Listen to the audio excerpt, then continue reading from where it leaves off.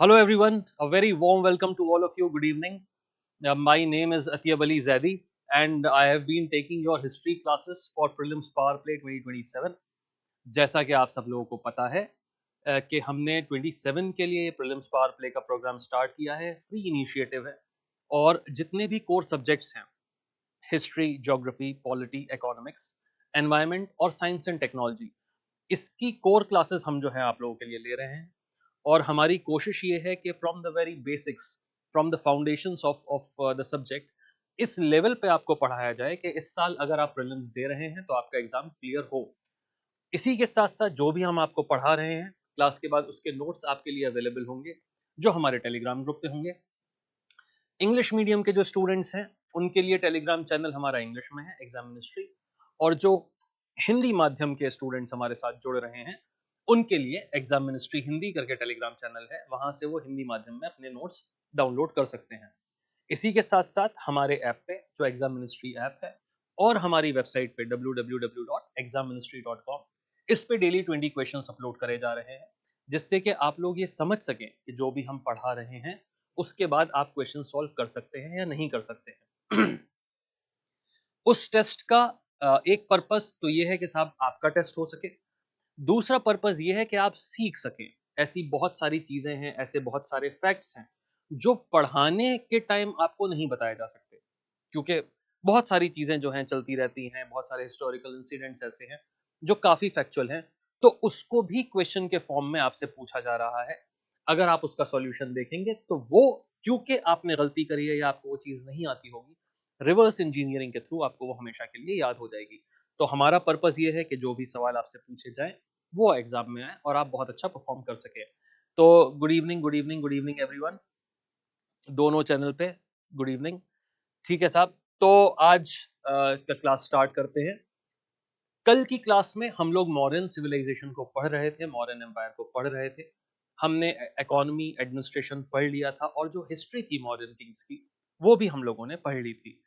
फिर आज जो हम स्टार्ट करेंगे वो modern art and culture start करेंगे, जिससे कि हम समझने की कोशिश करेंगे कि किस टाइप की आर्ट थी और हम उससे क्या क्या इंटरप्रेट कर सकते हैं। इसी के साथ साथ आज हम पोस्ट मॉडर्न एम्पायर के बारे में पढ़ेंगे। तो स्टार्ट करते हैं। ये बात मैंने आपको कल भी बताई थी कि अगर हम किसी भी आर्ट फॉर्म को देखें, किसी भी एरा की, चाहे वो मॉडर्न एम्पायर हो, गुप्ता एम्पायर हो, या आगे जाके दिल्ली सल्तनत हो या मुगल एम्पायर हो, दो तरीके की आर्ट फॉर्म्स आपको मिलेंगी। एक which got patronisation by the court, by the throne, जो ऑफिशियल आर्ट हो गई कि साहब कोई एक बिल्डिंग बननी है, कोई एक स्ट्रक्चर बनना है जो सरकार ने खुद सैंक्शन किया है। For example Taj Mahal. तो ताजमहल कोई फोक स्ट्रक्चर नहीं है, आम लोगों ने नहीं बनाया, वो किंग ने असाइन करके नक्शा बनवा के बनवाया। ठीक है, तो वो हो गया ऑफिशियल। कुछ चीजें ऐसी होंगी जो लोगों ने खुद से बनाई, जैसे मुगल एम्पायर या दिल्ली सल्तनत के टाइम पे अगर आप देखें तो निजामुद्दीन औलिया का टूम, जो दरगाह है, वो किंग ने नहीं बनवाई, वो लोगों ने खुद से बनाई। तो इसी तरीके से हर एम्पायर की हम लोग फोक आर्ट और जो रॉयल पेट्रनेज है वो देखेंगे। मौर्यन एम्पायर में अगर हम रॉयल आर्ट की बात करें तो तीन एस्पेक्ट्स हाँ यहाँ पे आते हैं: stupas and चैत्यास, royal palace and city of Pataliputra, Pataliputra की जो सिटी बनाई गई थी, फोर्टिफिकेशन हुआ था, वो चीज। बिल्कुल बिल्कुल भाई, मैं पूरी कोशिश करूंगा कि सारी चीजों को स्टोरी के फॉर्म में जो है बताया जा सके। ठीक है, रोहित भाई ने दोनों चैनल पे जो है मैसेज कर दिया हमको। रोहित भाई आपकी बात जो है हम सुनेंगे। और अशोकन पिलर्स, ठीक है साहब। तो पाटलिपुत्र सिटी से पहले पहले स्तूपास और चैत्यास की बात करते हैं, जिसके बारे में आई थिंक मैं स्लाइड में नहीं लिख के आया हूं, तो मैं आपको ड्रॉ करके बताऊंगा। कुछ चीजों में ऐसे एग्जाम, मतलब जो टीचर होता है उसको 100 ग्राम मेहनत कर देनी चाहिए, मेरा ऐसा मानना है, जिससे कि आपको याद हो जाए, क्योंकि ये चीज मेंस में भी आपके काम आएगी। मेंस में स्तूपास के ऊपर बहुत ज्यादा सवाल पूछे जाते हैं। ऑलराइट, तो अगर हम स्तूप की बात करें,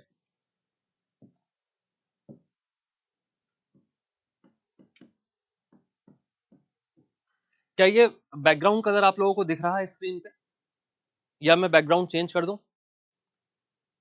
एक बार मुझे मैसेज में बताइएगा, इज दिस बैकग्राउंड फाइन और should I change the colour, should I turn it to white?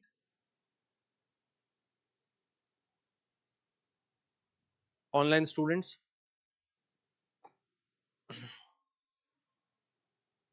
Aryan भाई, रोहित भाई,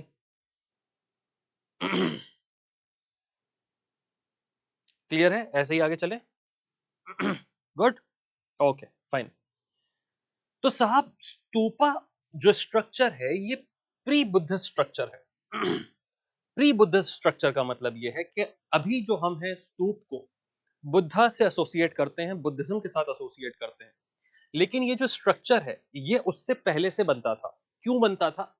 इस माउंड के अंदर एक माउंड बनाया जाता था। एक रफ मैं आपको डायग्राम बताता हूं, फिर मैं आपको और जो ऑफिशियल डायग्राम है वो दिखाऊंगा।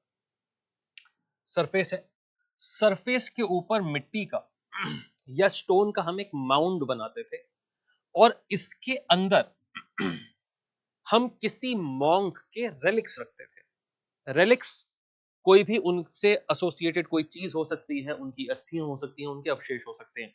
किसी मॉन्क का दांत, किसी मॉन्क की बोन, किसी मॉन्क की अस्थियां जो उनको बर्न करने के बाद किसी कलश में, किसी मॉन्क का यूज किया गया भिक्षा का बोल, किसी मॉन्क की लाठी, उनके बाल, कोई भी चीज जो किसी मॉन्क से एसोसिएटेड हो या किसी बड़ी रिलीजियस पर्सनैलिटी से एसोसिएटेड हो, उसके ऊपर उसको याद, कभी कभी डेड बॉडी भी होती थी, उनके ऊपर जो माउंड बनता था उसे कहते थे स्तूप। तो ये बात आप याद रखिएगा कि stupas are pre Buddhist structure. Buddhism के टाइम पे जो फॉलोअर्स थे बुद्धा के, उन्होंने इस स्ट्रक्चर को ज्यादा यूज किया, ज्यादा फेमस किया और इसे एक स्टैंडर्ड ऑफ रिलीजन बना दिया, एक पूजनीय चीज बना दी। तो अब स्तूप क्या हो गया? Stupa is a structure in which relics of Buddha and relics of other monks are kept. तो या तो बुद्धा से एसोसिएटेड किसी चीज को कमेमोरेट करने के लिए हम बना रहे हैं, कि मसलन सारनाथ में हो गया, सांची में हो गया, कि साहब यहाँ पे बुद्धा बहुत ज्यादा प्रीच किया करते थे। दूसरी चीज, कहीं पे बुद्धा का बोल हो गया, उनके कपड़े हो गए, उनके अवशेष हो गए, किसी भी तरीके की चीज जो बुद्धा से एसोसिएटेड थी, उसके ऊपर हमने एक स्तूपा बनाया। ऑलराइट, अब इस स्तूप, अच्छा फिर बाकी के जो मॉन्क्स हुए उनके लिए भी हम ये सेम चीज करने लगे। अब हमने कहा कि यार ये रॉयल आर्ट है, रॉयल में हम इसको रख रहे हैं। पहले जो स्तूप बनते थे वो आम लोग बनाते थे या फॉलोअर्स बनाते थे, वो रॉयल आर्ट नहीं थी। हमने देखा कि जो स्तूप का स्ट्रक्चर है वो अपनी पीक पे पहुंचा मौर्यन एम्पायर में। ऑलराइट, तो मौर्यन एम्पायर के टाइम पे एक स्तूप है बहुत फेमस, सांची का, सांची स्तूप। इसको एक स्टैंडर्ड स्ट्रक्चर माना जाता है। अलग अलग फॉर्म है, सारनाथ में जो स्तूपा है उसका स्ट्रक्चर थोड़ा सा डिफरेंट है। मैं आपके लिए सांची वाला बनाता हूं। ऑलराइट, तो सांची स्तूप में जो मेन स्ट्रक्चर होता है स्तूप का, वो इस तरीके से हेमिस्फेरिकल होता है। ऑलराइट, इस हेमिस्फेरिकल स्ट्रक्चर को हम कहते हैं अंडा। ऑलराइट, दिस इज कॉल्ड अंडा। इस हेमिस्फेरिकल स्ट्रक्चर के चारों तरफ हम एक बालकनी क्रिएट करते हैं,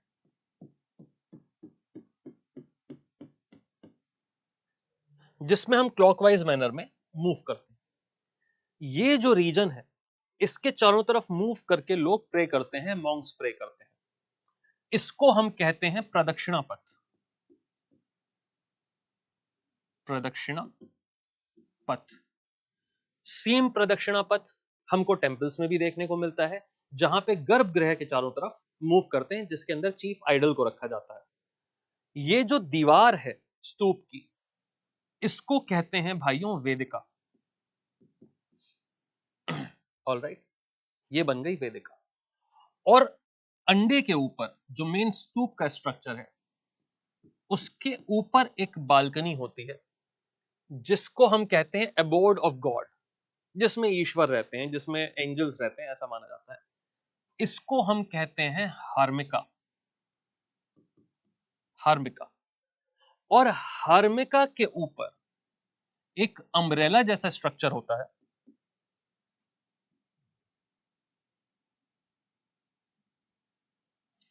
तीन लेवल का अम्ब्रेला होता है, इसको हम कहते हैं छतरी। छतरी, ठीक है। ये जो छतरी है इसमें तीन टियर क्या बताते हैं? बुद्धा, धम्मा, संघा। सबसे ऊपर वाला छतरी इज बुद्धा, बुद्धा के नीचे धम्मा, के नीचे संघ। ठीक है, ये स्ट्रक्चर जो है अशोका के टाइम पे बनाया गया था, सांची का स्तूप, इसलिए हम इसको रॉयल आर्ट बोलते हैं। रॉयल पैट्रनेज से हमारा ये स्तूप बना हुआ है। क्या यहां तक का स्ट्रक्चर समझ में आ गया? इतना स्ट्रक्चर क्लियर हो गया? इसके अंदर जो भी रेलिक्स हैं वो रखे गए होंगे। ठीक है, अब इसके बाद हम देखते हैं कि ये तो स्तूपा का स्ट्रक्चर हो गया। इसके बाद इस स्ट्रक्चर में एक और चीज ऐड करी गई, वो था इसका दरवाजा। ऑलराइट, इसमें एक गेट ऐड किया गया, इस तरीके से। और ये एक गेट नहीं होता है, ये चारों डायरेक्शन में गेट बनता है। तो चारों तरफ गेट का मतलब ये है कि जो धम्मा है वो चारों दिशाओं में फैल रहा है, चारों दिशाओं से लोग यहां आ सकते हैं, चारों दिशाओं में धम्मा फैल रहा है। राइट, इस गेट को हम कहते हैं तोरण। दिस गेट इज कॉल्ड तोरण।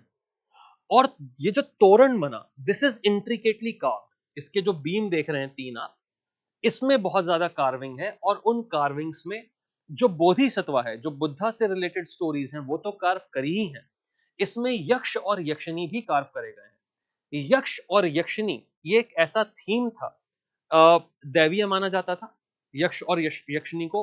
दे were considered to be the most ideal specimens of human body. Yaksha and yakshini the most beautiful, right, they are godly, जैसे अप्सरा। राइट, तो वो यक्ष और यक्षिणी हो गए, अप्सरा जो है, उनकी भी इमेजेस जो है यहां पे बनी है। तो इसको, even though it is a Buddhist structure, इसको हम देखते हैं कि it is not purely Buddhist, it has got the influences from the, at that point, the contemporary Brahminical civilization.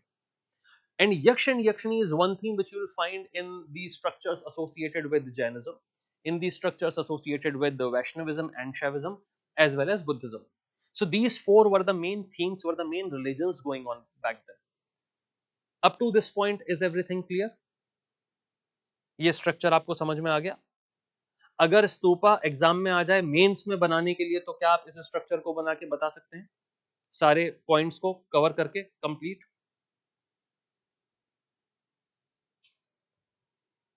चलिए भाइयों, चलें आगे। तो ये तो स्तूपा हो गया। मैंने आपको बताया कि स्तूपा जो है वो स्ट्रक्चर है वर्शिप के लिए, कि हम खुद उस स्ट्रक्चर को वर्शिप करते हैं। ठीक है भाई, थैंक यू नितिन भाई, थैंक यू जय भाई। हाँ, उस स्ट्रक्चर को हम लोग खुद वर्शिप करते हैं, तो ये वर्शिप की वस्तु हो गई। अब यहां पे दो टर्म आते हैं यार, जो रॉयल पेट्रनेज से भी बनते थे और फोक आर्ट से भी बनते थे। वो दो शब्द आए, विहार और चैत्य। चैत्य, विहार और चैत्य। विहार is a place where monks reside, place where monks reside। ठीक है, जहां पे मॉन्क रहते हैं उनकी रिहाइश की जगह को हम, हाँ, वो मोर देन सफिशिएंट रहेगी भाई। अगर आप आर एस शर्मा लेते हैं, वो पढ़ते हैं, तो वो मोर देन सफिशिएंट है, उससे ज्यादा आपको कुछ और पढ़ने की जरूरत नहीं है। बाकी जो हम आपको नोट्स दे रहे हैं वो भी काफी डिटेल में है। अगर आप देखेंगे प्रीवियस ईयर क्वेश्चंस, तो ज्यादातर वो सारी चीजें कवर कर ली हैं हमने अपने नोट्स में। ठीक है, लेकिन अगर आप एक स्टैंडर्ड टेक्स्ट पढ़ना चाहते हैं, तो R S Sharma is the best book which you can take. Alright, तो विहार की बात कर रहे थे। विहार वो जगह पे है जहां पे मॉन्क्स रहते हैं। अच्छा, जहां पे हम रहते हैं, मसलन किसी का घर है, तो घर के अंदर लोग मंदिर बनाते हैं। मंदिर क्या हो गई? मंदिर पूजा की जगह हो गई। वो जो पूजा की जगह है, प्लेस ऑफ वर्शिप, वो हो गई चैत्य। चैत्य is a place of worship. ठीक, अब ये अपने आप में एक इंडिपेंडेंट प्लेस ऑफ वर्शिप है। जैसे कि कोई एक हॉल हो गया, इस हॉल के अंदर पूजा करने के लिए हम क्या बनाएंगे? बुद्धिज्म में पूजा करने के लिए हम स्तूप बनाएंगे। तो हमने इस हॉल के अंदर एक छोटा सा स्तूप बना दिया। अब ये है सिंबल पूजा का। तो जितने भी बुद्धिस्ट हैं, वो सब यहां चैत्य में जाएंगे, प्रेयर करेंगे और वापस आ जाएंगे। ऑलराइट, चैत्य के अंदर कोई रहेगा नहीं। लेकिन जो विहार है, विहार में मॉन्क्स रह रहे हैं, प्लेस ऑफ रेजिडेंस है, तो विहार के अंदर देयर कैन बी अ चैत्य। भाई जिस तरीके से घर के अंदर मंदिर हो सकता है, विहार के अंदर भी तो चैत्य हो सकते हैं ना। तो chaityas can be present, chaityas can be present inside viharas. क्या हम ऐसा बोल सकते हैं? बिल्कुल बोल सकते हैं। तो चैत्य और विहार के बीच में जो है काफी सवाल यूपीएससी ने पूछे हैं इनके डिफरेंसेस के लिए। और विहारों को अगर आप देखें तो बहुत ज्यादा विहार मगध में थे, क्योंकि विहार वो जगह है जहां बुद्धिस्ट मॉन्क भी रहते हैं, जैन मॉन्क भी रहते हैं। कोई भी मॉन्क वहां पे रहेगा तो उसको हम विहार ही बोलेंगे।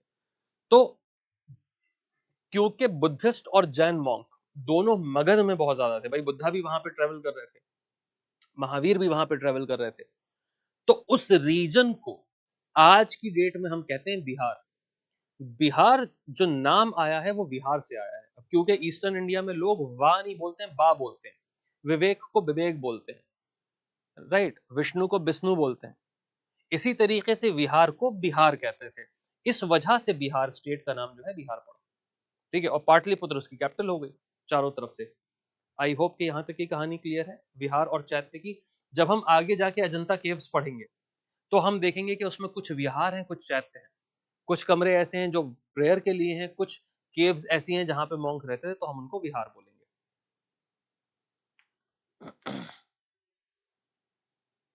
जी रोहित भाई, बिल्कुल, ये सारी स्टैंडर्ड बुक्स का नाम आप बता रहे हैं हमको, ये सारी किताबें अच्छी हैं। Bipin Chandra is good for modern history and Satish Chandra for medieval history. ये तीन किताबें अगर आप हिस्ट्री के लिए पढ़ लेते हैं तो इनपुट आउटपुट रेशियो इसका आरओआई बहुत अच्छा है। और ये स्टैंडर्ड बुक्स हैं, ये आपको वैसे भी, मैं मुझे तो लगता है हर इंसान को ये पढ़नी चाहिए, बेसिक अपनी जानकारी के लिए इतनी हिस्ट्री हर इंसान को आनी चाहिए, है ना। और एग्जामिनेशन पॉइंट ऑफ व्यू से भी ये सफिशिएंट है। तो आई होप कि स्तूप और विहार और चैत्य समझ में आ गए हम लोग को। चलिए, अगर आप मतलब नोट्स नहीं बना रहे हैं तो आप इस चीज को जरूर बना लीजिएगा वीडियो देख के, डायग्राम को। वापस अपनी स्लाइड की तरफ मूव करते हैं। फिर बात आई साहब रॉयल पैलेस की। तो पाटलिपुत्र सिटी जो है उसको डेवलप, उसको अपनी पीक पे लेके गए मौर्यास। बनवाई तो पहले ही थी, अजात शत्रु ने फोर्टिफिकेशन करवाया था, उनके बाद उनके सक्सेसर्स ने जो है सिटी बना दिया पूरा। उसके बाद हमने देखा कि शिशुनाग डायनेस्टी के टाइम पे पाटलिपुत्र कैपिटल बन गया था। अब इस कैपिटल को जो ब्यूटीफाई किया वो चंद्रगुप्त मौर्य के टाइम पे इसको करना शुरू किया गया। City was fortified with regular gates, remains of which have been found. अलग अलग जगह में अलग अलग डायरेक्शन में गेट्स बनाए गए थे, उनके रिमेन्स हमको आज भी पाटलिपुत्र जो कि पटना है वहां पे हमको देखने को मिलते हैं। Most of the construction was of would.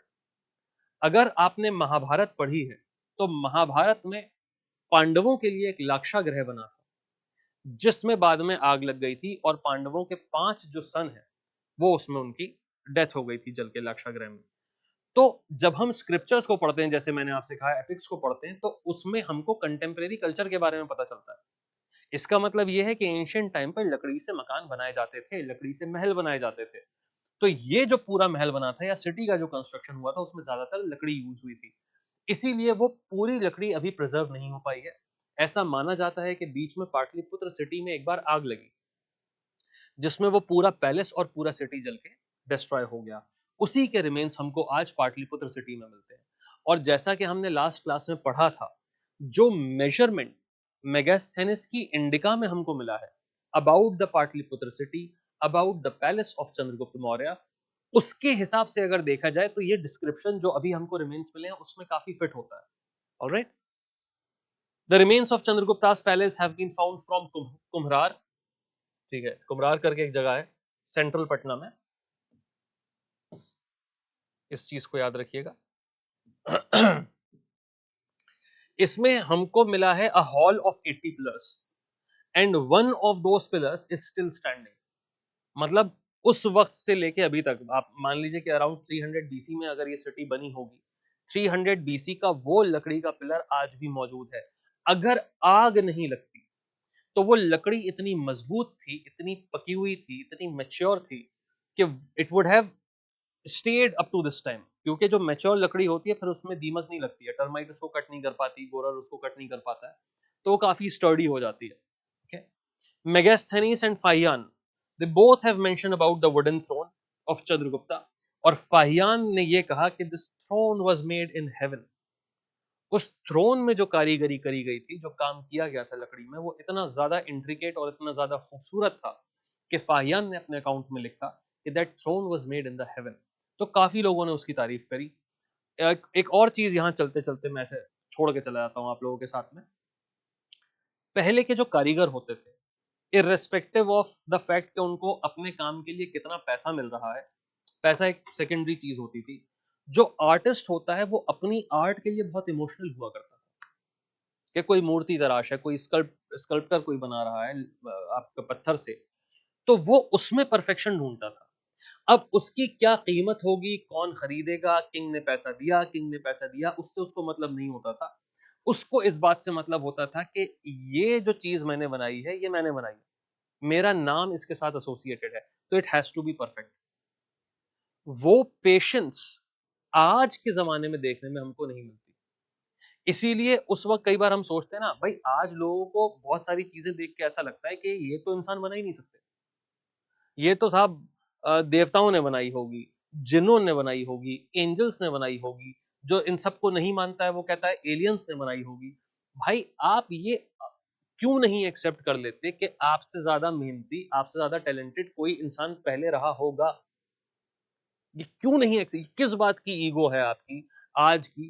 क्योंकि हम इतने ज्यादा टेक्नोलॉजी पर डिपेंडेंट हैं कि हमारा खाना जो है ओवन में पक रहा है, माइक्रोवेव में पक रहा है, हमको हाथ चलाने की जरूरत नहीं है, पोछा हमारा रोबोट लगा रहा है।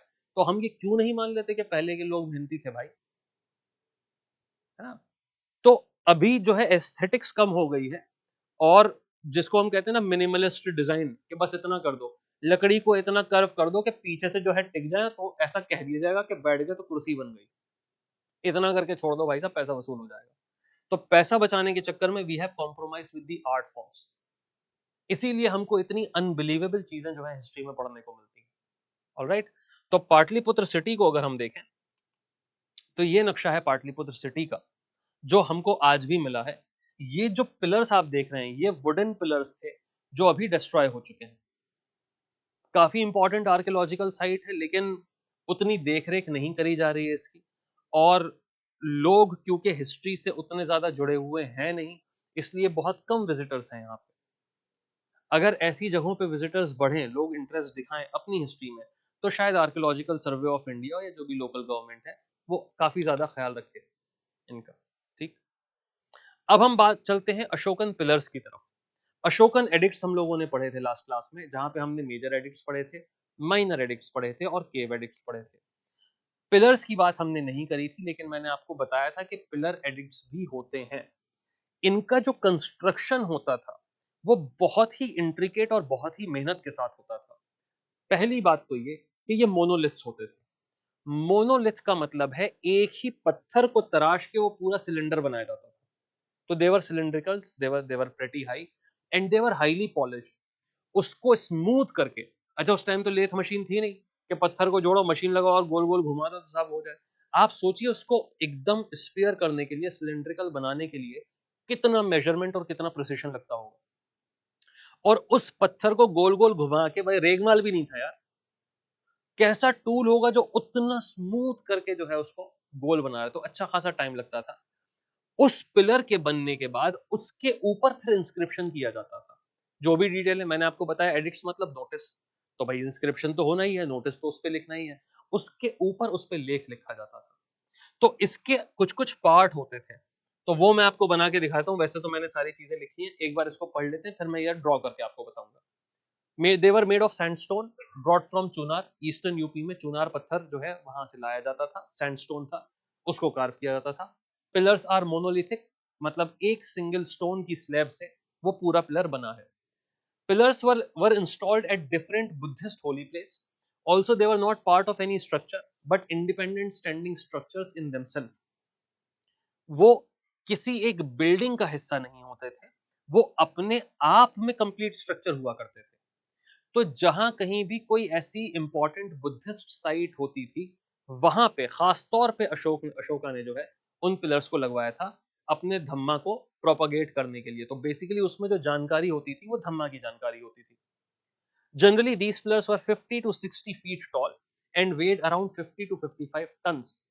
50 से 55 टन का वो एक स्लैब हुआ करता था, एक पिलर हुआ करता था। उसको बना के ले जाके इंस्टॉल करना 50 टू 60 फीट, उस चीज को वहां पे इंस्टॉल किया जाता था। तो this was the level of technology back then. They were round in shape with a taper from bottom to top. Tapering का मतलब होता है नीचे से चौड़ा और ऊपर जाते जाते पतला हो जाना। That is what is called tapering. तो सिंगल सिलेंड्रिकल नहीं था, वो कुछ कोनिकल जैसा पिलर हमारा बनता था। These pillars are shining because of polishing art. It was well developed in Magadhan Empire. आज भी चमक रहे हैं। उस पत्थर को इतना ज्यादा पॉलिश किया गया था कि वो अभी भी सही चल रहा है। जब हम घर में पत्थर इंस्टॉल करवाते हैं, कोई टाइल बनवाते हैं, दीवार बनवाते हैं, टेबल बनवाते हैं, तो पत्थर की घिसाई होती है। उसकी घिसाई होने के बाद ही उसमें चमक आती है। तो वो चीज यहाँ पे होती थी। The capital top of the pillar was made with different animals. Buddha की लाइफ से एसोसिएटेड जो एनिमल्स हैं उनको यहाँ पे उसके ऊपर बनाया जाता था, जिसको हम कैपिटल कहते थे। तो इस पिलर के ऊपर एक बेस आता था, उसको हम कहते थे अबेकस, और उसके ऊपर कैपिटल आता था। अब कैपिटल में हम देखते हैं कि कहीं पे बुल है, कहीं पे लायन है, कहीं पे हॉर्स है। हॉर्स क्या दिखाता है? महाभिनिष्क्रमण। बुद्धा का घर से छोड़ के बाहर निकलना, Mahabhinishkramana, that is represented by horse. हाथी क्या दिखाता है? Conceiving of Buddha.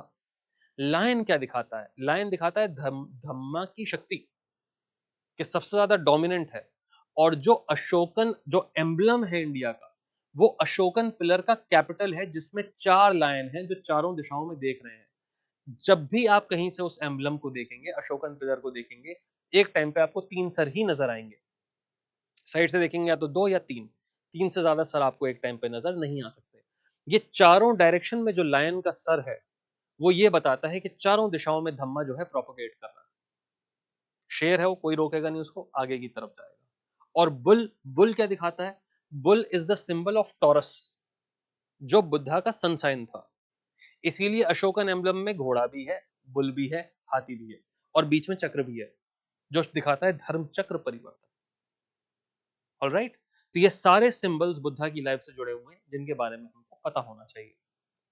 Pillar art of modern period was an independently and indigenously developed art, not an extension of Iranian art as told by the British historians. British historians ने कहा कि जो Iranian art थी pillar making की, वो यहाँ पे extend हो गई। लेकिन Iranian art of pillar making बहुत डिफरेंट थी। वहां पे क्यूबिकल पिलर्स बनते थे, यहाँ पे स्फेरिकल पिलर बने हैं। ये अपने आप में डेवलप हुई हुई एक इंडिपेंडेंट आर्ट है। तो हमने जो पुराना वाला जो ट्रेड था, उसको हमने खारिज कर दिया। ऑलराइट, तो साहब ये है अशोकन पिलर, ये है लायन पिलर। ऑलराइट, ये पूरा पिलर है मोनोलिथ। आप देख सकते हैं इस पिलर पे किस तरीके से इंस्क्रिप्शन हुई है। और ये जो अशोकन पिलर है, ये इसलिए खास है क्योंकि इसमें 3 अलग अलग किंग्स ने इसके ऊपर इंस्क्राइब करवाया है।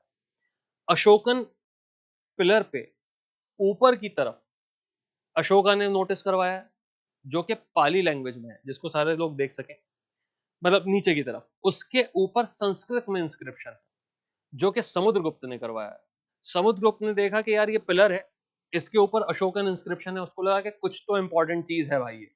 उसी पिलर के ऊपर संस्कृत में उसने जो है इंस्क्रिप्शन करवा दिया। और उसके ऊपर अगर आप जाके देखेंगे तो उसमें पर्शियन में इंस्क्रिप्शन हुआ है। पर्शियन में इंस्क्रिप्शन करवाया है जहांगीर ने। अक्सर ये क्वेश्चन पूछा जाता है और स्टूडेंट्स कंफ्यूज हो जाते हैं कि वो जहांगीर की जगह अकबर लिख देते हैं, क्योंकि उनको लगता है कि यार वो स्टेचर जो है, अशोका हो गया, समुद्रगुप्त हो गया, तो उसके बाद अकबर का था। लेकिन अकबर ने वो काम नहीं करवाया है, वो जहांगीर का इंस्क्रिप्शन है। इस बात को आप लोग याद रखिएगा। तो इस स्ट्रक्चर को देखिए, ये आपके जो है लायन कैपिटल है, आप देख सकते हैं कितनी इंट्रिकेटली कार्व्ड है। अब इस स्ट्रक्चर को देखें तो ये जो स्ट्रक्चर है, जो प्लेटफॉर्म है, यहां तक मोनोलिथिक पिलर हो गया। ये जो प्लेटफॉर्म है, इसको हम कहते हैं अबेकस। ये अबेकस 2 तरीके से हो सकता था। मैं आपको ड्रॉ करके बताता हूं। पिलर के ऊपर इसका टूट गया अबेकस। ये अबेकस 2 टाइप का होता था। एक अपवर्ड अबेकस होता था, अपवर्ड अबेकस होता था लोटस शेप, इस तरीके से, और उसके ऊपर प्लेटफॉर्म रखा जाता था। और दूसरा अबेकस जो ये है, इसको हम कहते हैं बेल शेप।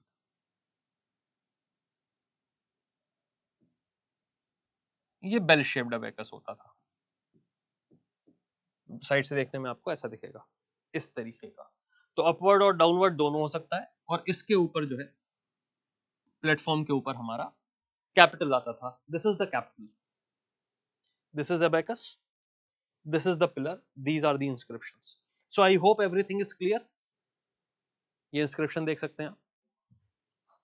तो इंडिजिनसली बिल्ट, काफी important art form Ashokan pillars थे, जो कि रॉयल पैट्रनेज से बने थे, जाहिर सी बात। अब हम बात करते हैं फोक आर्ट की। फोक आर्ट में अलग अलग टाइप की जो है आर्ट फॉर्म्स हमारी आ जाती हैं। तो स्कल्पचरल जो आर्ट थी, मूर्ति तराशने की जो आर्ट थी, it was well developed during Mauryan period.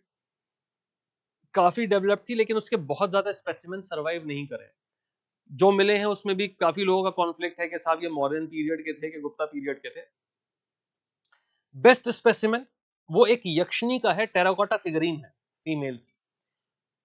यक्षिणी जैसा कि मैंने बताया वो गॉडेस हैं जो अलग अलग कल्चर में फेमस थी।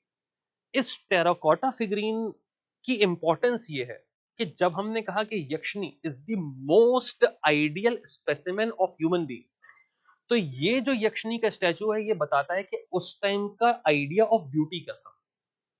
स्कल्पचरल आर्ट तो बताया ही बताया, लेकिन हमको इस कल्चर को देख के समझ में आएगा कि किस टाइप की लेडी को हम खूबसूरत कहते थे, कि भाई आइडियल बॉडी टाइप क्या है, वो ये है। तो ये जो यक्षिणी है पटना म्यूजियम में रखी हुई है, और किसी ने जो एक हाथ है इनका वो तोड़ दिया है, किसी ने तोड़ दिया है, टूट गया होगा वक्त के साथ, ठीक है। It is believe that this was the image of an ideal women carrying chanwar. छंवर एक ब्रश होता था, फैन शेप्ड सॉफ्ट सा ब्रश, वो इनके हाथ में। तो देख लेते हैं, this is the image of that yakshini. अगर इनको आप देखें तो आज का जो आइडिया ऑफ ब्यूटी है, आज का जो आइडिया ऑफ फिटनेस है, जीरो फिगर एंड ऑल, उस टाइम बिल्कुल भी ऐसा नहीं था। वॉल्यूप्शस बॉडी को खूबसूरत माना जाता था, पहली चीज। दूसरी चीज, अगर आप इस साड़ी के ड्रेप को देखें जो इन्होंने पहना हुआ है, ये इतना इंट्रिकेट है कि पत्थर के ऊपर टेराकोटा फिगरीन के ऊपर जो स्कल्पचर बनाया है वो ट्रांसलूसेंट दिख रहा है। साड़ी के अंदर जो पैर का शेप है, जो नी का शेप है, इनफैक्ट द बोन, नी पे जो गड्ढे दिखते हैं वो भी ट्रांसलूसेंट फिगर के अंदर आ रहे हैं, which is very difficult to. ये यूरोप में रेनेसा के बाद जो आर्टिस्ट आए थे, उन्होंने उस तरीके का व्हील बनाना शुरू किया था जो एंशिएंट इंडिया में जो है चल रहा है। ऑल राइट, अगर हेड गियर की बात करें तो आप देख सकते हैं कि फैशन ट्रेंड में था, and people were, they knew about how to make their hair. तो मॉडर्न पीरियड की आर्ट को, और खासतौर पे जब हम अजंता पेंटिंग्स में देखेंगे, तो हम देखेंगे कि अलग अलग लोगों ने अपना जो हेयर ड्रेसिंग कर रखी है वो अलग अलग तरीके से कर रखी है। They were very conscious about how they are, how fashionable they are about their hair. तो आगे से, सामने से देख सकते हैं, पीछे से देख सकते हैं किस तरीके से हेयर को टाई किया गया है। ज्वेलरी पहन रखी है which was common in main and women, और हाथ में छंवर है। ये जो हाथ है, ये सॉफ्ट ब्रश, पीछे से आप देख सकते हैं साड़ी का ड्रेप जा रहा है, ये सॉफ्ट सा ब्रश जो है ये हाथ में इन्होंने पकड़ा हुआ है। This is considered to be one of the best specimens, surviving specimens of modern sculptural art. All right? एक हाथ जो है वो ब्रोकन है, जैसा कि हमने डिस्कस किया था। चलिए साहब आगे बढ़ते हैं। फिर आती है पॉटरी। जैसा कि मैंने बताया था आप लोगों को कि एंशियंट टाइम में पॉटरी की बहुत ज्यादा सिग्निफिकेंस थी, and just by looking at the pottery first we knew about the sophistication of that empire, और कितना एक्सटेंशन है उस एम्पायर का, उसके बारे में हमको पॉटरी से पता चलता था, जैसे कॉइन से पता चलता था। तो यहाँ पे कौन सी पॉटरी थी? Black painted ware, polish black painted ware. तो इसको हम नॉर्दर्न ब्लैक पेंटेड वेयर या एनबीपीडब्ल्यू बोलते हैं, ऑलराइट, या पीबीडब्ल्यू भी बोलते हैं, पॉलिश ब्लैक पेंटेड वेयर भी बोलते हैं। तो मॉडर्न टाइम्स इस तरीके का बोल हमको मिला है जो मैं लेके आया हूँ। ब्लैक, काफी शाइनी, काफी पॉलिश्ड ये यूटेंसिल्स हुआ करते थे। काफी पता चलता है कि पॉटरी मेकिंग की आर्ट भी काफी ज्यादा डेवलप थी।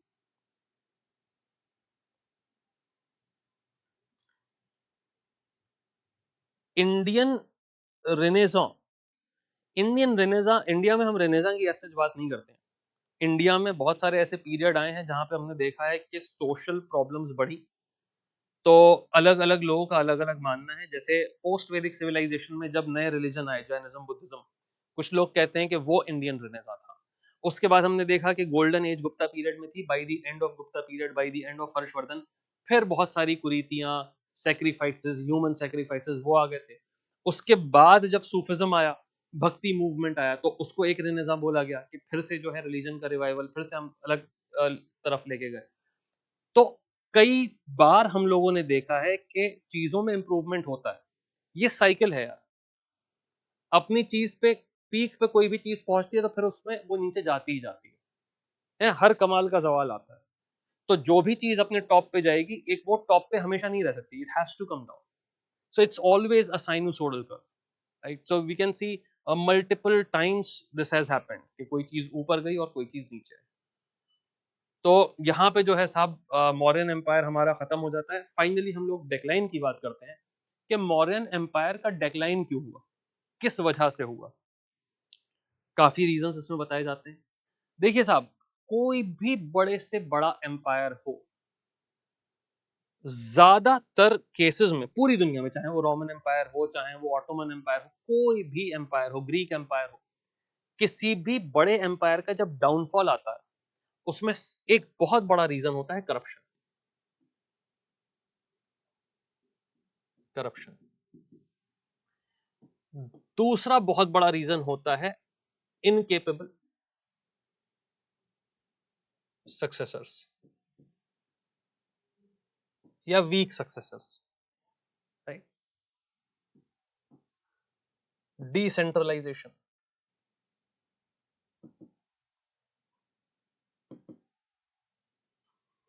ऐसे बहुत सारे रीजंस होते हैं।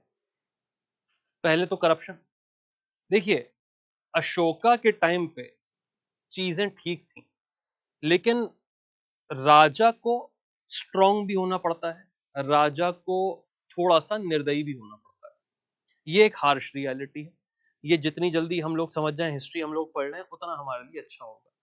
किसी भी राजा के साथ आप इमोशनल कनेक्शन नहीं रखिए। कोई हमारा चाचा ताया सगा नहीं लगता था, वो पुराने थे, वो अपना काम करके जा चुके हैं। किसी ने अच्छा किया तो उसकी अच्छाई, किसी ने बुरा किया तो उसकी बुराई। आपको इमोशनल होने की जरूरत नहीं। उस वक्त की मॉरलिटी के हिसाब से राजा अगर बहुत ज्यादा प्रेम भावना वाला होगा, राजा अगर बहुत ही ज्यादा डोसाइल होगा, तो भाई उसके अपने लोग उसे मार देंगे और खर्च कर देंगे। तो ये एक प्रॉब्लम होती थी। तो राजा हैड टू बी स्ट्रांग। अगर कोई आवाज उस राजा के अगेंस्ट उठ रही है, तो उसको वायलेंटली दबाना होता था, जिससे कि वो एक एग्जाम्पल सेट कर सके। तो स्टिक एंड कैरेट वाली जो चीज है, वो राजा को हमेशा करनी पड़ती थी। अशोका ने क्या किया, स्टिक और कैरेट के बीच में अशोका ने स्टिक हटा दी, कैरेट कैरेट रहने दी कि तुम भी खुश रहो, तुम भी खुश रहो। अब अशोका क्योंकि खुद इतना डोमिनेंट था, आपके भेरी घोष से धम्मा घोष होने से पहले, तो वो जो इमेज थी ना अशोका की, उस इमेज के चलते कोई अशोका के सामने चू नहीं बोल सकता था। अब जब अशोका लेके आ गए धम्मा घोषा, तो वॉर बंद हो गई। अशोका ने कहा कि मैं वॉर नहीं लड़ूंगा। जब वॉर नहीं लड़ूंगा तो सिर्फ पुलिसिंग की जरूरत है आपको, लॉ एंड ऑर्डर के लिए।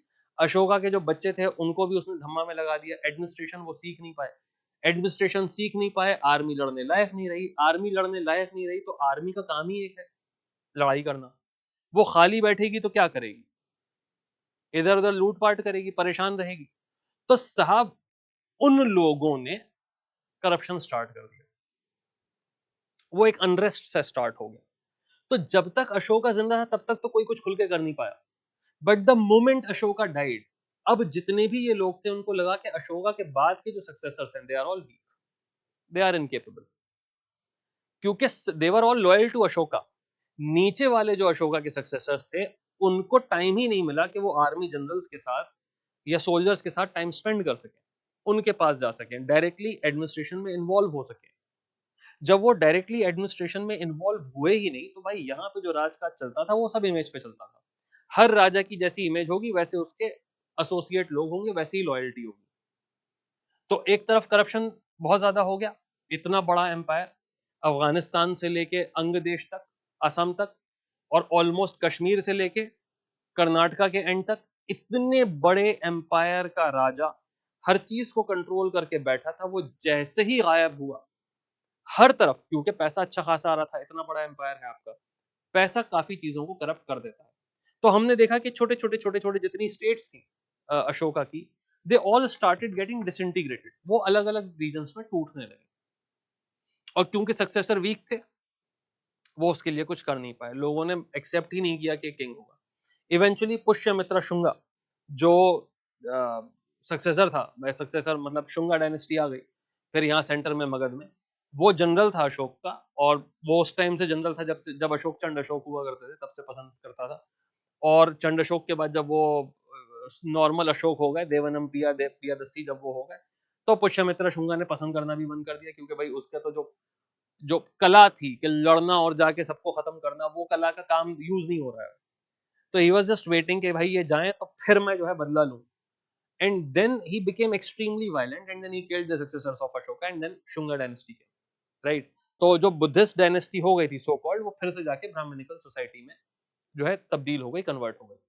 ऑल राइट, तो ये था डिक्लाइन ऑफ मौर्यन एम्पायर। इसके ऊपर बहुत ज्यादा कोई सवाल पूछा नहीं जाएगा, हाँ, बट ये याद रखिएगा कि वो अशोका की जो वीकनेस हो गई, आगे सक्सेसर जो है कार्व नहीं कर पाया अशोका, वरना अशोका अगर चाहता तो फिर ट्रेन कर सकता था अपने लड़कों को आगे के एडमिनिस्ट्रेशन के लिए। तो इससे पहले कि हम आगे के टॉपिक पे जाएं, आपको मैं बताना चाहता हूं कि हमारे फाउंडेशन कोर्सेज चल रहे हैं। प्रमोशनल फाउंडेशन कोर्स हमने लॉन्च किया है इंग्लिश मीडियम और हिंदी मीडियम में। आप इसका हिस्सा बन सकते हैं, बहुत डिटेल्ड क्लासेस हैं और एकदम बेसिक से लेके जो भी यूपीएससी की रिक्वायरमेंट है प्रीलिम्स और मेंस की, उस लेवल तक सब्जेक्ट्स पढ़ाए गए हैं। इसी के साथ साथ हमारे ऑप्शनल सब्जेक्ट्स चल रहे हैं। ऑप्शंस में we have got geography, public administration, sociology and political science. इसका भी जो प्रमोशनल रिकॉर्डेड कोर्स है वो हमने आप लोगों के लिए निकाला है। यहाँ पे ऑफलाइन क्लासेस चल रही हैं जो कि खत्म होने वाली हैं, तो उन्हीं क्लासेस को रिकॉर्डेड फॉर्मेट में हम आप लोगों को दे रहे हैं, जिससे कि आप इधर उधर टेलीग्राम से किसी और सोर्स से ना लें, हमारे ही सोर्स से ले लें, तो हमको फायदा हो जाए भाई, और आप हमारे साथ जुड़ सकें, आपको पता चले कि हम किस तरीके से पढ़ा रहे हैं, कैसी एग्जाम मिनिस्ट्री की क्वालिटी है। इसी के साथ साथ ज्योग्राफी क्योंकि मैं पढ़ाता हूँ, तो आप मेरे साथ भी जो पर्सनल चैनल है मेरा, यूट्यूब पे चैनल अभी स्टार्ट होने वाला है ज्योग्राफी मैन करके, और इंस्टाग्राम पे मेरा पेज है ज्योग्राफी मैन। तो ज्योग्राफी मैन के साथ भी आप लोग जुड़ सकते हैं, वहाँ पे जो भी लेटेस्ट अपडेट्स हैं ज्योग्राफी की, फेनोमिनन्स की और भी बहुत सारी चीज़ों की, उस पे रील्स और उस पे वीडियोस जो है हम डालते हैं, काफ़ी इन्फॉर्मेशन डालते हैं, तो you can become part of geography man also. और टेस्ट सीरीज स्टार्ट होने वाली है ज्योग्राफी ऑप्शनल की bye the end of this month. तो 2 महीने की वो टेस्ट सीरीज रहेगी, जिसमें 8 टेस्ट रहेंगे, 6 सेक्शनल टेस्ट रहेंगे, 2 फुल मॉक रहेंगे। तो आप उस टेस्ट सीरीज का भी हिस्सा बन सकते हैं।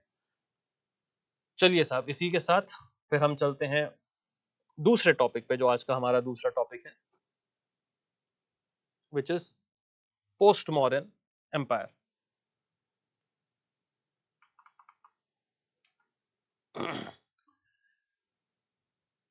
मौर्यन एम्पायर खत्म हो गया। मौर्यन एम्पायर के डेक्लाइन के बाद एकदम से इंडिया में एक वॉइड हो गया।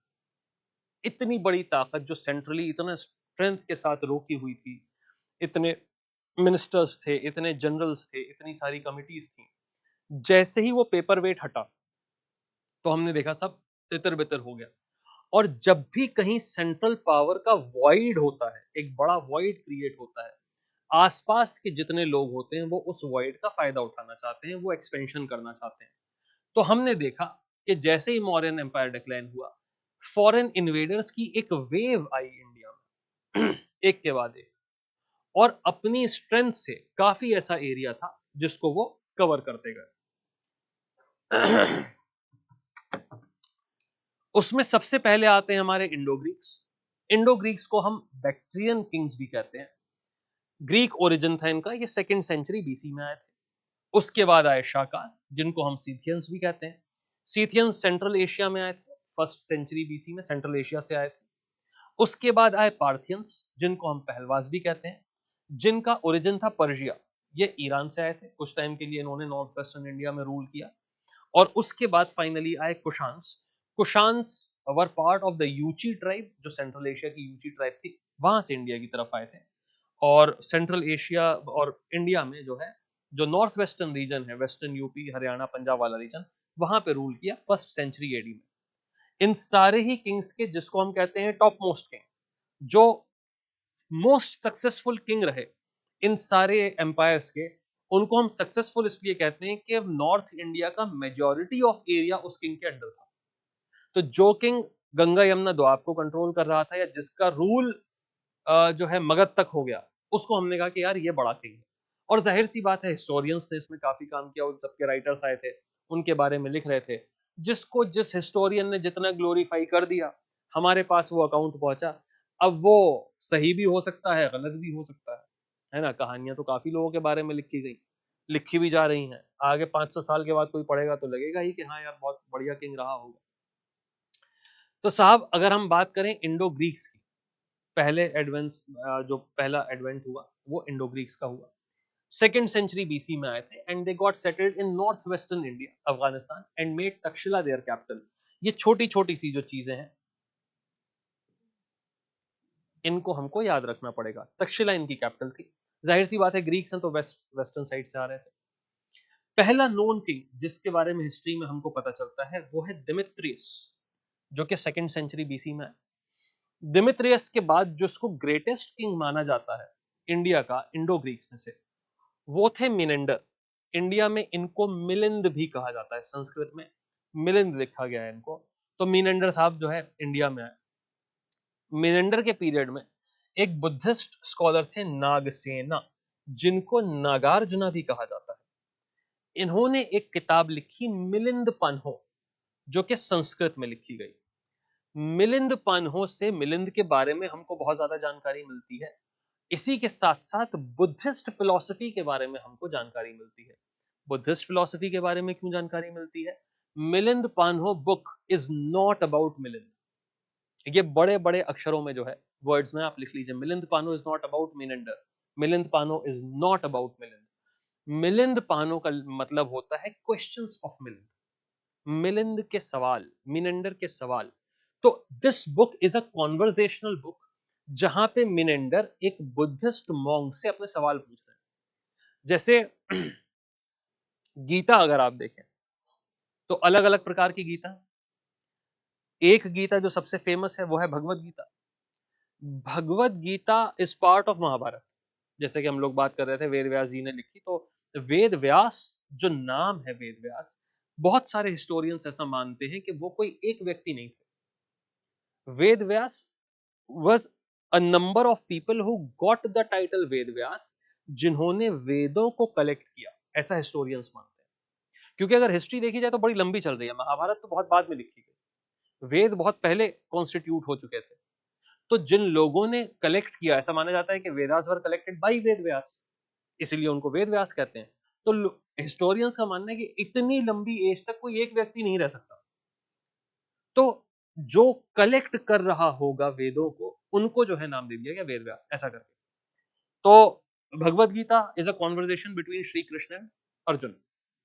वो क्वेश्चन आंसर है कि श्री कृष्ण, अर्जुन जो है श्री कृष्ण से अपने सवाल पूछ रहे हैं, वो आंसर दे रहे हैं। इसी प्रकार से एक और गीता है जिसका नाम है अष्टावक्र गीता। अष्टावक्र गीता जो है वो भी संवाद है, वो भी क्वेश्चन आंसर फॉर्मेट में है। उसमें क्या है, अष्टावक्र करके एक बहुत बड़े ज्ञानी थे, ठीक है, ब्राह्मण थे, बहुत बड़े ज्ञानी थे। अष्टावक्र इसलिए कहते हैं क्योंकि उनकी बॉडी में 8 विकार थे। 8 जगह से बॉडी जो है उनकी मुड़ी हुई थी, उसमें विकार थे, लेकिन वो बहुत ज़हीन थे, बहुत बचपन से ही वाज जीनियस। और रिलीजन के बारे में उनको बहुत सारी पता थी, एक तरीके से फिलॉसफी कह दीजिए या मेटाफिजिक्स कह दीजिए। तो राजा जनक ब्राह्मण कम्युनिटी से कुछ सवाल पूछते हैं उपनिषद के। और जो ब्राह्मण कम्युनिटी थी उस वक्त, वो जो बुक स्टार्ट होती है वैसे होती है कि उन्होंने, राजा जनक ने कहा, पूछा कि यार उपनिषद में लिखा हुआ है कि जो एक ज्ञानी है, उस ज्ञानी को घोड़े की जीन पे चढ़ते हुए जितना टाइम घोड़े की पीठ पे बैठने में लगता है, उतनी देर में एक ज्ञानी को पूरे ब्रह्मांड का ज्ञान हो सकता है। ये उपनिषद में लिखा हुआ है, ऐसा कैसे? ये सवाल राजा जनक ने पूछा सारे ब्राह्मणों से।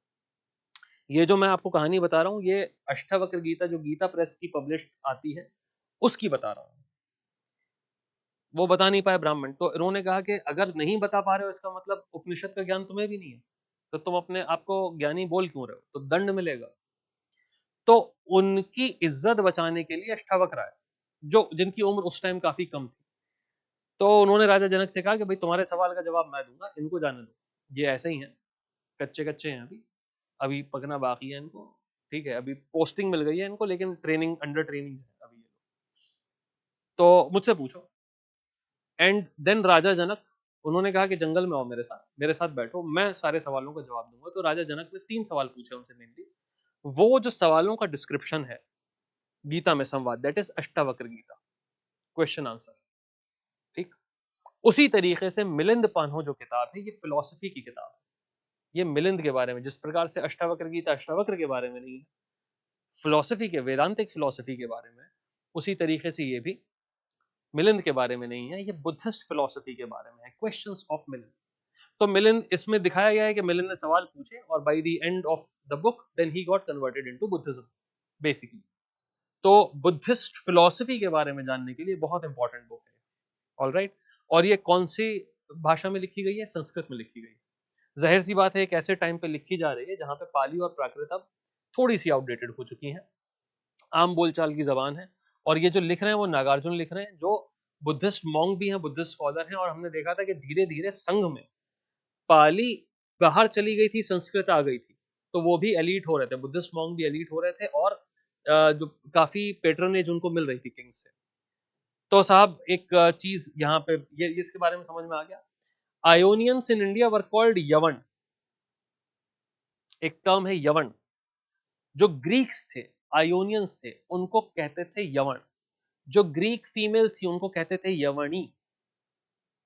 एक मसाला होता है जिसको कहते हैं यवन प्रिया संस्कृत में। यवन प्रिया is black pepper, black pepper को कहते हैं यवन प्रिया, इस चीज को याद रखिएगा। और लवण किस चीज को कहते हैं? सॉल्ट को कहते हैं लवण। कंफ्यूज नहीं हो जाइएगा बिटवीन यवण, लवण एंड यवन प्रिया, ठीक है भाइयों। चलिए, यवन प्रिय इसलिए कहते थे क्योंकि ग्रीक्स के साथ ट्रेड होता था ब्लैक पेपर का, उनको बहुत प्रिय थी, इसलिए उसको यवन प्रिय कहते हैं। कॉन्ट्रीब्यूशन ऑफ बैक्टीरियंस, ये वाला पॉइंट जो है, ये वाला पार्ट बहुत ज्यादा इंपॉर्टेंट है भाई। हर किसी जो भी किंग आया उसका कॉन्ट्रीब्यूशन क्या रहा इंडिया में। तो कॉइन्स की अगर हम बात करें तो these were the first kings to introduce gold coins in India. कुछ बुक्स ऐसी हैं जहां पे लिखा गया है कि Kushans introduce the gold coins. उस किताब में वहां पे कट्टा मार दीजिएगा, नहीं तो आपका आंसर गलत हो जाएगा। Gold coins in India were introduced by Indo Greeks या Bactrian kings. Kushans used the purest gold coin, all right. तो वो पॉइंट हम लिखेंगे। ऑनलाइन भाइयों कोई दिक्कत, कोई परेशानी तो नहीं है? सारी चीजें समझ में आ रही हैं? पेस ठीक है हमारा? बहुत तेज तो हम नहीं जा रहे हैं? ओके, ठीक है साहब। तो they were first to use the gold coin. इसी के साथ साथ they were also the first to use date and images on the coin. Coin के ऊपर डेट और इमेज भी लिखते थे। इससे पहले के जो कॉइन बनते थे वो पंच्ड मार्क्स बनते थे, कि मेटल को पंच करके उसमें छेद हो जाता था, वो कॉइन जो है बाहर चलते थे। यहाँ पे सॉलिड कॉइन्स आ रहे हैं और इन्होंने जो है डेट, ये मिलिंद का जो है फोटो है इसके ऊपर, ये आप देख सकते हैं, गोल्ड का कॉइन है, इसके ऊपर डेट और मिंट लिखी जाती थी। तो ये पहली बार यहाँ पे स्टार्ट हुआ। एस्ट्रोनॉमी की अगर हम बात करें, started with the arrival of Indo Greeks. Astrology और एस्ट्रोनॉमी दोनों अलग अलग चीजें हैं। एस्ट्रोलॉजी का मतलब होता है ज्योतिष, एस्ट्रोनॉमी का मतलब होता है study of the stars, study of the universe. तो एस्ट्रोनॉमी जो है यहां पे स्टार्ट हुई। ऑलराइट।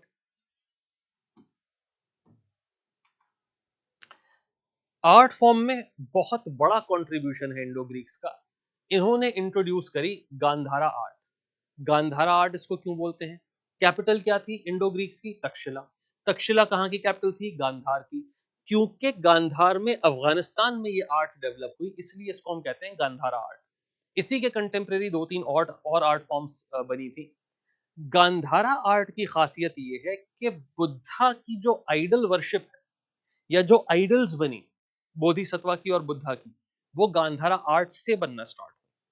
तो अगर हम इंडियन हिस्ट्री में आइडल वर्शिप देखते हैं तो मैंने आपको बताया था कि आइडल वर्शिप हिंदुइज्म में स्टार्ट नहीं हुई थी, हिंदुइज्म में चल रहे थे यज्ञ। आइडल वर्शिप जो पहली बार स्टार्ट हुई वो बुद्धिज्म में स्टार्ट हुई। बुद्धिज्म में भी जो पहले पूजा करी जाती थी वो किस चीज की होती थी? स्तूप की, स्तूपा की, के अंदर रेलिक रखा जा रहा है। यहां पे आइडल बन रही है, यहां पे स्कल्पचर बन रहा है। तो अगर स्कल्पचर को देखें तो ये जो गांधारा स्कूल ऑफ आर्ट है, this is also called Hellenistic art. Hellenistic art, जो ग्रीक और रोमन आर्ट होती थी, Greek plus Persian plus Indian इसमें लिखा गया है यहां पे स्लाइड में, आप इसको ग्रीको रोमन भी लिख सकते हैं, ग्रीको रोमन। तो कुछ इसकी जो फीचर्स हैं उसमें रोमन जो स्कल्पचर्स बनते थे उनकी झलक मिलती थी, कुछ जो ग्रीक स्कल्पचर्स बनते थे उनकी झलक मिलती थी, जिसका फोटो मैं अभी आपको दिखाऊंगा। काबुल में काफी स्टैचूज मिले, काबुल में अफगानिस्तान में सबसे बड़ा जो स्टैचू था बुद्धा का वो बामियान में था, बामियान स्टैचू। और बहुत अफसोस की बात है कि इस स्टैचू को जो है तोड़ दिया गया। तालिबान की जब गवर्नमेंट आई, पुराने वाले तालिबान की, तो उसने आके तोप से इस स्टैचू को तोड़ दिया। बहुत बड़ा स्टैचू था, दुनिया का सबसे बड़ा बुद्धा की स्टैचू थी वो, गांधारा आर्ट की। सामने मैदान था, इंटरनेशनल टूरिस्ट बहुत ज्यादा जाते थे उसको देखने के लिए, क्योंकि बहुत पुराना स्पेसिमेन है, आप समझ रहे हैं कब का है। तो आर्ट फॉर्म जो है, आर्ट भी एक तरीके का लिटरेचर है। जाहिलों के हाथ में जब भी सत्ता आएगी तो जाहिल का पहला अटैक लिटरेचर पे होगा, नॉलेज पे होगा। तो उनको, गधों को ये नहीं समझ में आया, वो उसको कह रहे थे आइडल, कि साहब एंटी इस्लामिक है, बहुत सारी चीजें। अगर वही चीज देखनी थी तो प्रॉफिट के जमाने में ऐसा तो नहीं था कि प्रॉफिट निकल रहे हैं जहां से जा रहे हैं। जितने बहुत सारे लोग जो हैं आइडल वर्शिप करते थे, उन्होंने तो नहीं कहा कि लाओ सबके मूर्ति लेके आओ तोड़ देते। तो जब उन्होंने नहीं कहा तो आप इतने जीनियस कैसे हो गए कि उनके छूटे हुए काम को आप सोच रहे हैं कि पूरा कर दें? तो ये बहुत बड़ी परेशानी है, मिस रिप्रेजेंटेशन। तो अक्सर मैं ये बात कहता हूं कि रिलीजन को सबसे ज्यादा नुकसान जो होता है वो रिलीजन के मानने वालों से होता है, सबसे ज्यादा नुकसान। क्योंकि आपका मिस इंटरप्रिटेशन दुनिया के सामने रिप्रेजेंट करता है कि आपका रिलीजन कैसा है, तो वो तो बदनाम हो गई ना भाई। ये बहुत ही जाहिलाना और बेवकूफाना हरकत थी कि बामियान की, और बहुत ही अनफॉर्चुनेट थी। बहुत बड़ी आर्ट से जो है दुनिया दुनिया ने खो दी उस चीज को। तो कांधार, बगराम, हेरात, तक्षशिला, ये जो रीजन है अफगानिस्तान के, यहाँ से हमको बहुत सारे स्पेसिमेन जो है गांधारा का आर्ट के मिले हैं, बहुत सारे म्यूजियम में रखे गए हैं।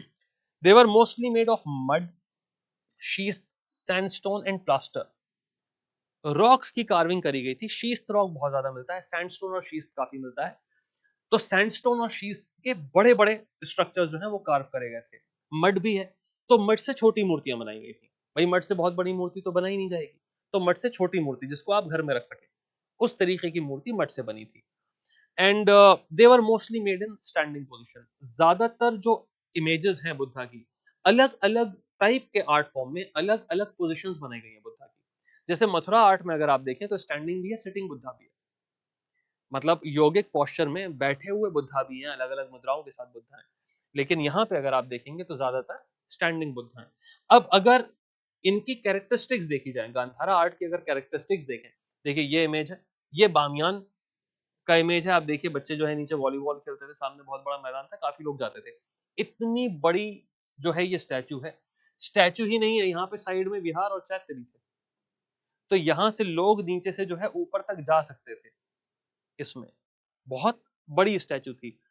आज की डेट में अगर यहाँ पे देखें तो ये जो सिर्फ कार्विंग है, अच्छा ये पत्थर को कार्व करके बनी थी, स्टोन को, सिर्फ ये कार्विंग बची है, पूरी स्टैचू जो है डिस्ट्रॉय हो चुकी है। It is that unfortunate.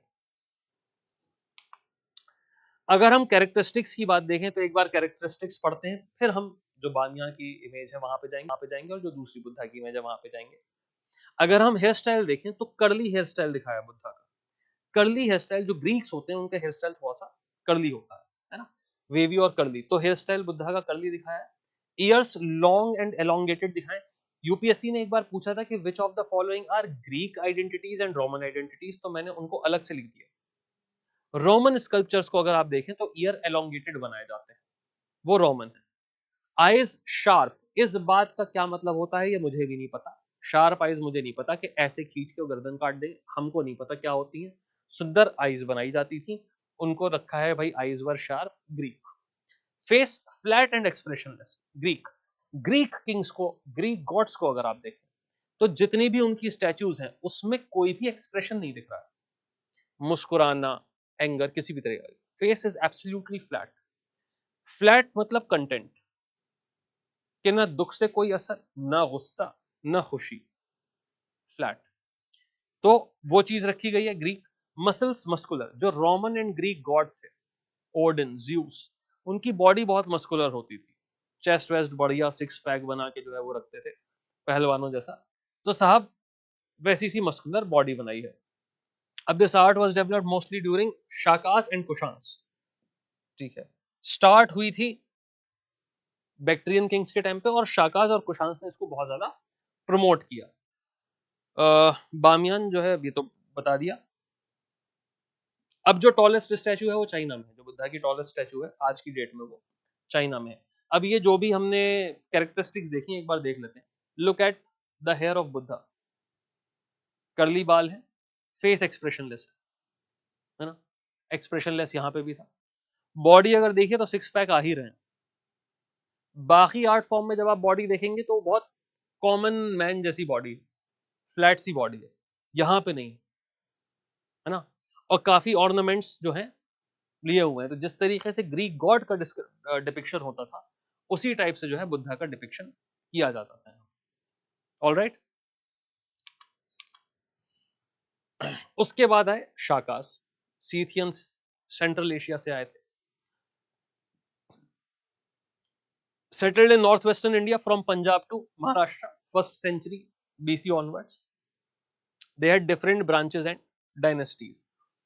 Shakas जो हैं वो एक टाइप के लोग नहीं थे, वो एक ट्राइब थी जिसमें अलग अलग टाइप की ट्राइब्स थी जो अपने आप को शाकास बोलती थी।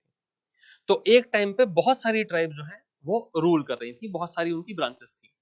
उज्जैन और सियालकोट, जिसको सकला बोलते थे, दे वर टू इंपॉर्टेंट हेडक्वार्टर्स। तो दो कैपिटल लेते थे शाकास जो हैं। तो one was Ujjain, most important city of that time, and second is सकला व्हिच इज सियालकोट। नहापना, ये इनके पहले जो प्रोमिनेंट किंग है जिनके बारे में पता चलता है। First important king is Nahapana. लेकिन जो सबसे इंपॉर्टेंट किंग थे जिन्होंने काफी बड़े एरिया पर रूल किया, that was Rudradaman. He is considered to be the greatest king of Shakas. Rudradaman के बारे में हमको कहां से पता चलता है? जूनागढ़ इंस्क्रिप्शन, ये मैंने आपको पहले भी बताया था। अशोकन केव इंस्क्रिप्शन है जूनागढ़ में, वहीं पर रुद्रदमन ने जाके देखा कि कोई इंपॉर्टेंट जगह होगी।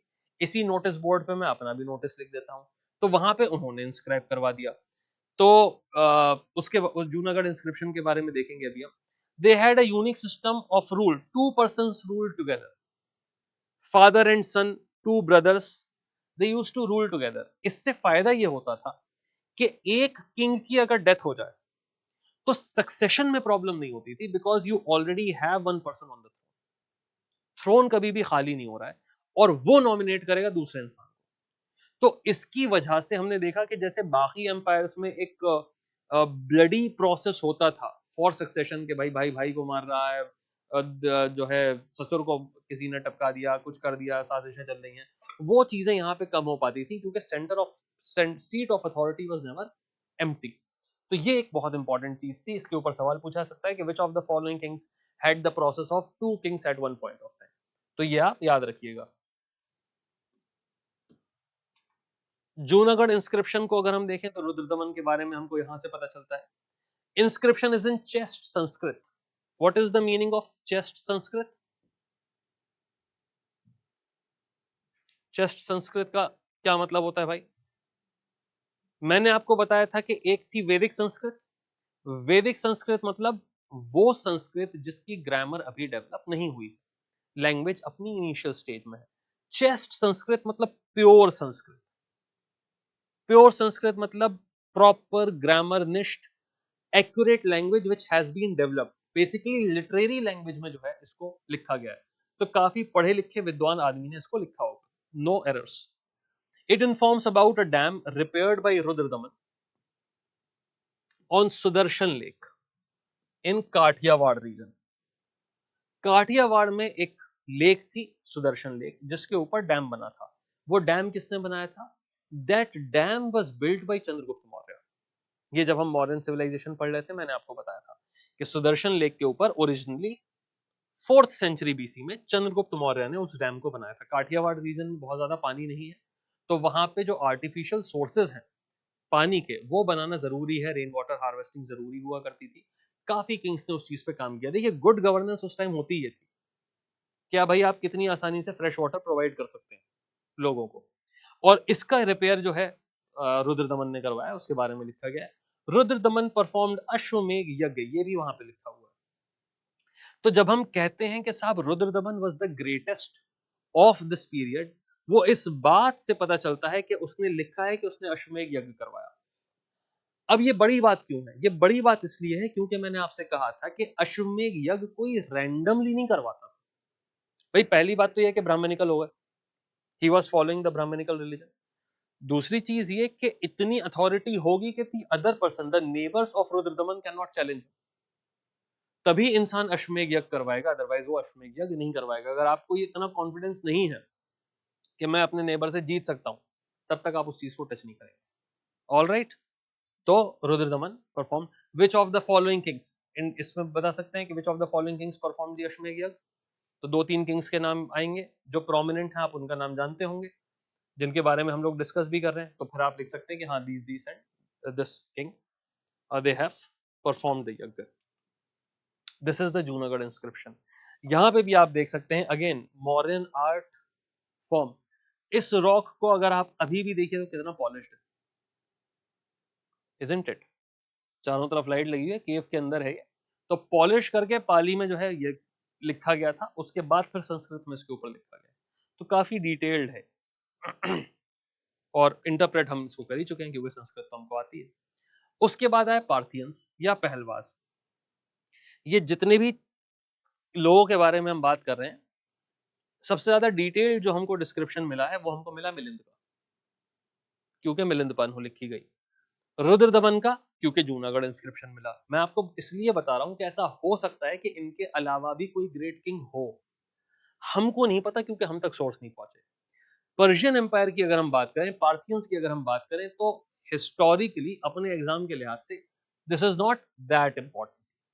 बहुत कम चीजें, लेकिन एक चीज अंग्रेज पकड़ के बैठ गए थे, वो क्या है देखते हैं। Pahlava, older form of Persian language, इसीलिए इनको पहलवास कहते थे, तो पहलविया जबान बोलते थे ये लोग। गोंडाफेरेस जो है इसके ग्रेटेस्ट किंग माने जाते हैं। Ruled in the north western India, obviously जो भी आ रहा है उधर से, पर्शिया से अगर आ रहे हैं, ग्रीक से आ रहे हैं तो वो भी वहीं रूल करेंगे, पर्शियंस आ रहे हैं तो वो भी वहीं रूल करेंगे। According to a legend, Saint Thomas came to his court. Whose court? Gondophares court. Gondophares के कोर्ट में सेंट थॉमस आए थे। अब सेंट थॉमस के बारे में ऐसा माना जाता है, अगेन हिस्टोरिकल एविडेंस नहीं है, सेंट थॉमस के बारे में यह माना जाता है कि ही was sent bye Christ himself. Jesus Christ ने अपने कुछ फॉलोअर्स को, अपने कुछ सेंट्स को भेजा पूरी दुनिया में अलग अलग जगह पे, to spread Christianity, to spread his message. तो यहां पे सेंट थॉमस आए, तो पहला Christian missionary who came to India and then he settled in Kerala. Kerala में काफी क्रिश्चियंस हैं, अभी भी काफी कैथलिक्स जो है केरला में है। तो इनसे कहा गया कि साहब केरला में जाके, फिर ये नॉर्थ में आए थे, नॉर्थ से ट्रेवल करके केरला तक पहुंचे और फिर वहां पे सेटल किया इन्होंने।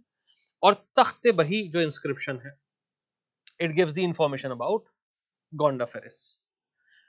तख्ते बही याद रखिएगा, जूनागढ़ इंस्क्रिप्शन रुद्रदमन, तख्ते बही गोंडाफेरेस। ये जो फैक्ट मैंने आपको बताया कि Saint Thomas came to his court, ये सिग्निफिकेंट क्यों है? ये सिग्निफिकेंट इसलिए है क्योंकि जब ब्रिटिशर्स इंडिया, देखो ब्रिटिशर्स सक्सेसफुल क्यों थे बाकी यूरोपियंस के कंपैरिजन में? क्योंकि बाकी यूरोपियंस जब किसी कंट्री में जाते थे, वो 3 चीजों के लिए जाते थे, God, gold and glory. 3 G's, ये आप याद रखिएगा। 3 G's, God, gold, glory. Glory क्यों? क्योंकि भाई वो सी फेयरिंग है, कैप्टन है, जहाज लेके जा रहे हैं, तो जो जमीन पे रहने वाले लोग होते थे, लैंड ड्वेलिंग लोग होते थे, उनके ऊपर इनका बहुत भौकाल होता था, बहुत औरा होता था, that they have moved out. इतना निडर आदमी है, इतना बहादुर, क्योंकि समुद्र में क्या चल रहा है तो किसी को नहीं पता। अब वो कह रहे हैं कि भाई मैंने वहां जंप मारी, स्विम करके गया, अंदर से मॉन्स्टर आया, लेवाइथन अंदर से निकल के आ रहा था, लॉकहेड मॉन्स्टर निकल के आ रहा था, ये आ रहा, मारा मैंने मुक्का, उसके 4 पीस कर दिया, उसी को पका के हम जो है खा गए। जमीन पे रहने वाले को नहीं पता, लेकिन ये सुन के कि भाई साहब इतना निडर है, तो वो एक औरा रहता। तो पहला तो हो गया ग्लोरी। फिर घर पहुंच के बता देते कि भाई वहां पे हमको ये जगह मिली, वो जगह मिली, वहां से हम ये सामान लेके आए। दूसरी चीज हो गई गोल्ड, ट्रेडिंग करते थे, मुनाफा बहुत कमाते थे। तो ये जो ट्रेडर्स थे कौन? ट्रेडर्स थे मिडिल क्लास। यूरोप की जो मिडिल क्लास थी वो लोग निकले थे बाहर। भाई जो रॉयल्टी है उसको जरूरत नहीं है, वो तो चिल कर रही है। जो क्लर्की है उसको भी जरूरत नहीं है, वो भी पैसा कमा रही है। तो जैसे यहाँ पे 4 क्लासेस में हम टूटे हुए थे, 4 कास्ट में, वहां पे 3 क्लासेस हुआ करती थी। तो जो थर्ड क्लास थी उसी को टैक्स देना पड़ता था। तो उसको लगा कि यार मुझे अपना स्टेटस बढ़ाना चाहिए, तो वो बाहर निकल गए, तो उनको ग्लोरी भी मिल गई, उनको गोल्ड भी मिल गया। तीसरी चीज थी गॉड, मिशनरीज। क्रिश्चियनिटी को स्प्रेड करने के लिए यूरोपियंस बाहर निकल रहे थे। अब डच आए, they talk spoke about Christianity, Portuguese वो क्रिश्चियनिटी, फ्रेंच वो क्रिश्चियनिटी। इंग्लिश लोग जब आए तो वो बहुत ज्यादा मिशनरी एक्टिविटी उन्होंने नहीं करी। वो आए थे ट्रेडर बन के, उनको था भैया सामान दो, पैसा लो, इतना अपना रिश्ता है इनिशियली। इसलिए लोगों को ब्रिटिशर्स से उतनी प्रॉब्लम नहीं हुई थी जितनी और बाकी यूरोपियंस से थी। ऑलराइट, अब जब ब्रिटिशर आ गए और स्टैब्लिश हो गए, मैं बात कर रहा हूं रिवोल्ट ऑफ 1857 के टाइम की, तब लोगों को लगा कि यार ये लोग तो हमारी जो डेली लाइफ है, हमारा रिलीजन सब में इंटरफेयर कर रहे हैं। ब्रिटिश आर्मी में जो लोग हैं उनको समुद्र के बाहर पार भेज रहे हैं, जिसका मतलब ये है कि जो कास्ट है वो कास्ट चली जाएगी, समुद्र क्रॉस नहीं कर सकते, otherwise you lose your cast. People revolted against that idea. उन्होंने देखा कि यार सती को इलीगल कर दिया, सती धर्म का पार्ट था, सती को कैसे इलीगल कर रहे हैं। एज ऑफ मैरिज इंक्रीज कर रहे हैं, ये कैसे कर रहे हो भाई, बचपन में शादी होती थी, बाल विवाह हुआ करता था। अब ये जो चीजें थी ये पसंद नहीं है। तो इंडियन हिंदू और इंडियन मुसलमान, they both turned against the Britishers. At that time, because they got the common enemy, they were highly united. Revolt of 1857, जितनी ज्यादा हिंदू मुस्लिम यूनिटी थी उसके बाद उतनी देखी नहीं गई, क्योंकि उसके बाद डिवाइड एंड रूल आया। अब जब ये रिवोल्ट हुआ तो डिवाइड एंड रूल, एक तो डिवाइड एंड रूल लाना था, दूसरी चीज ये कि उनको ये कहना था कि हम पराये नहीं हैं। क्रिश्चियनिटी के साथ इंडिया का रिलेशन है, Christianity is not new in India, it is not a unique idea. उस आइडिया को प्रेस करने के लिए, उस आइडिया को ग्लोरीफाई करने के लिए ब्रिटिशर्स हाईलाइटेड दिस कि in India Christianity is as old as Christianity. जितनी पुरानी क्रिश्चियनिटी है उतनी ही पुरानी क्रिश्चियनिटी इंडिया में है, because Saint Thomas came to India and he was sent by the Christ. इसलिए इनका स्टेचर बहुत ज्यादा है भाई, जिसको क्राइस्ट ने खुद भेजा हो उनका तो स्टेचर बढ़ ही गया ना। तो Christians are not alien to the land, you can come to our fold. And then people converted, काफी मिशनरीज ने आके काफी कन्वर्जन किए। लोग गरीब थे, उनको लगा कि हाँ यार बैठ रहे हैं, उनको तौर तरीके देखे एंड दे कन्वर्टेड। ठीक है साहब, इस वजह से ये वाला पॉइंट हमारे लिए काफी सिग्निफिकेंट हो जाता है। तो in whose court the first missionary Saint Thomas came? Gondophares. थोड़ा सा यूपीएससी के लिहाज से भी हमको सोचना पड़ेगा कि जो भी पढ़ ले उससे सवाल क्या पूछा जा सकता है, क्योंकि ये जो जिस चीज को मैं कम कम में बता रहा हूं आपको एक एक स्लाइड में, वो कुछ किताबों में बहुत डिटेल में है कि ये भी किंग था, वो भी किंग था। यार उनके कोई हिस्टोरिकल एविडेंसेस नहीं है, बहुत कम है। उनके चारों तरफ एक कहानी बनाई गई है बहुत सारे लोगों में। अब वो जो कहानी है यूपीएससी को उससे बहुत ज्यादा मतलब नहीं। वो जो काम की बात है यूपीएससी वहीं तक रिस्ट्रिक्ट करता है, वही चीज पूछता है। फिर आ गए हम Kushans. Now out of all these people who came to India, most significant, जिसका डीपेस्ट इंपैक्ट रहा इंडिया के कल्चर के ऊपर, इंडिया की हिस्ट्री के ऊपर, वो कुशान्स का रहा। They settled from Kashmir to Prayag, Kashmir से लेके प्रयाग तक, इलाहाबाद तक कुशान सेटल कर गए। largest empire among all the foreigners who came during this period. And they also had two capitals, Purushpur and Mathura. Mathura east में, पुरुषपुर, व्हाट इज पुरुषपुर, जहां पे पोरस रूल किया करता था एक टाइम पे. What is Purushpur? Today's Peshawar. Peshawar का पुराना नाम पुरुषपुर था. Peshawar is in Pakistan. तो एक पुरुषपुर में कैपिटल थी, एक कैपिटल, दूसरी मथुरा. तीन इंपॉर्टेंट किंग्स के बारे में हमको पता चलता है, Kujula Kadphises, Vima Kadphises and Kanishka. Most important was Kanishka, who conquered Pataliputra but established indirect rule. Kanishka west से लेके ईस्ट तक, मगध तक, क्या मैंने आपको बताया कि जो भी इंपॉर्टेंट किंग होगा सबसे लार्जेस्ट एम्पायर उसी का होगा. कुशांस में कनिष्क के ऊपर काफी चीजें हमको, काफी एविडेंसेस मिली हैं, कॉइन्स मिले हैं, बस्ट मिला है, बहुत सारी चीजें मिली हैं. तो जाहिर सी बात है सबसे ज्यादा इंपॉर्टेंट जो किंग रहे होंगे वो कनिष्क ही रहे होंगे. काफी ज्यादा कंट्रीब्यूशन है कनिष्क का. कैलेंडर जो नया लेके आया जिसको हम शक संवत कहते हैं, Shaka Samvat was introduced by Kushans. Kushans भी इंडियन नहीं थे, कुशांस भी फॉरेनर थे. शक संवत क्यों कहते हैं? क्योंकि जो कैलेंडर कुशांस ने बनाया था उसका सबसे ज्यादा यूज शाकाज ने किया. क्योंकि यूज उन्होंने किया, दैट्स व्हाई इट्स कॉल्ड शक संवत, नॉट कुशान संवत. इस चीज को याद रखिएगा क्योंकि क्वेश्चन पूछा जा सकता है विच of the following Kings introduce शक संवत, और उसमें शाकाज कुशांस. अब आपको लगेगा यार शक संवत तो शाकाज ही होंगे, बट वो चीज गलत है, वो कुशांस